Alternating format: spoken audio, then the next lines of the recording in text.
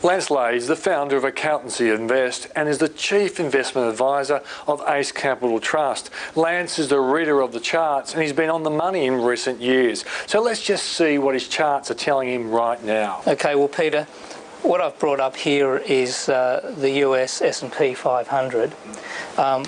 There's a 12-year time frame here, so we start basically back in 86, 87. And we're all the way up to current day. Okay, so the first big peak and slump on the left-hand side, what is that? Okay, this rise is what is basically the IT revolution that we saw occur across the globe. The US went up, as you can see. What we have here is the Asia crisis. So we had a little fall here, a recovery in the US, and at a bigger fall, which was part of the Asia crisis, and it was all over. This top here is, as you can see, a neckline support and resistance for the tech bubble, which then burst. Crashed, and we get right down the bottom where there's like a W down there. Correct.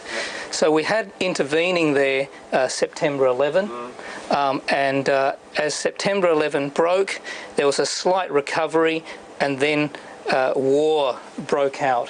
When war broke out, it was already bottoming. And when war was over by November of 2003, when combat was declared ended, the market had already started to recover.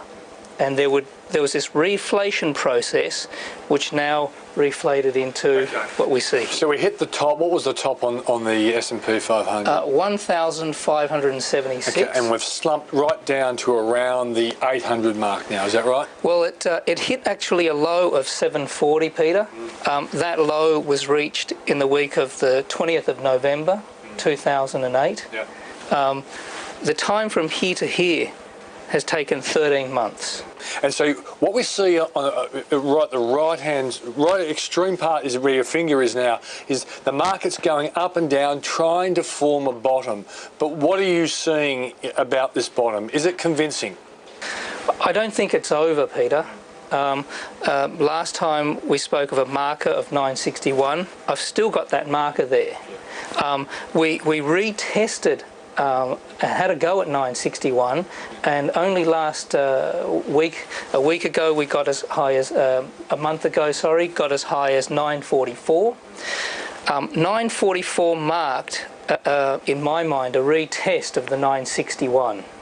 Now, this was reached on the 5th of January, and in the month since then, we've come right off, and we've come all the way back down. Last Friday, it closed at 825. Is it really important for Barack Obama to come up with some really good news to help the market to get out of this bottom? I think that's right. If the market is enthused, and I hope it is enthused, they've already put a plan out there to spend. We're up to $8 trillion now, and over $8 trillion. Now, that's already a significant stimulation package, but it's going to take time in order for all that to flow through. The move from here to here is still only 13 months. And if we look back in the 1970s when the oil crisis occurred, and the drop between here to here is roughly 50%. The drop in the index in the oil crisis of the 70s, again, was 50%. I think the problem this time around is larger than what happened in the 70s. And I think that if that is a gauge, and we're looking for a recovery, because that's what we're talking about, we're looking for a recovery. In the 70s, that top to bottom movement took 26 months. This has only been 13 months. So we're arguably on that basis perhaps only halfway through. Let's talk about the Australian market now, Lance. What are you seeing there? Well, this mark here is the equivalent to where we've seen the low so far, and that mark is just above the 3,000 mark. I think that it really didn't spend much time there. The mark that I have here is 3095.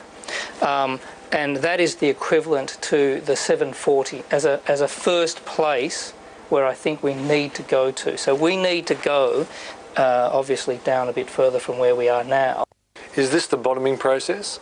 You see these lines here, as the right angle system that I have, there's a number of indicators and rules that I run by in order to see a bottom. But just very simply, for example, on this chart here, we've got moving averages. And these moving averages do need to cross. That's at the very basic level. So if you look over here, for example, and we dial this chart all the way back over here, see that moving average crossing? That very nicely indicated that bottom was seen. Yeah, so your moving average is the smooth line that's cutting through the hovering line.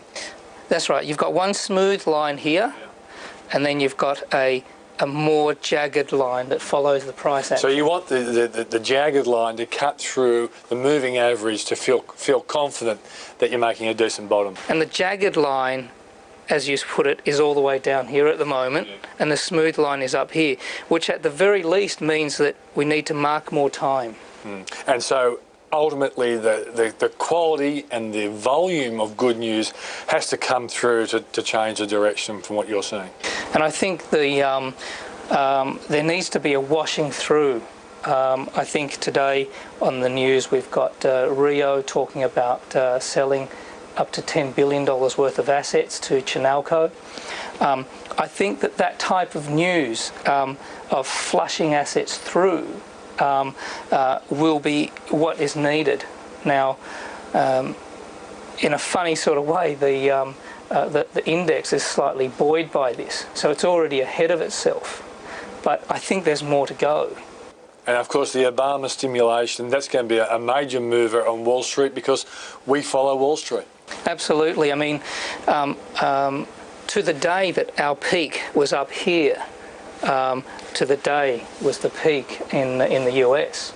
And so our market really is a reaction to the US market, like many other markets.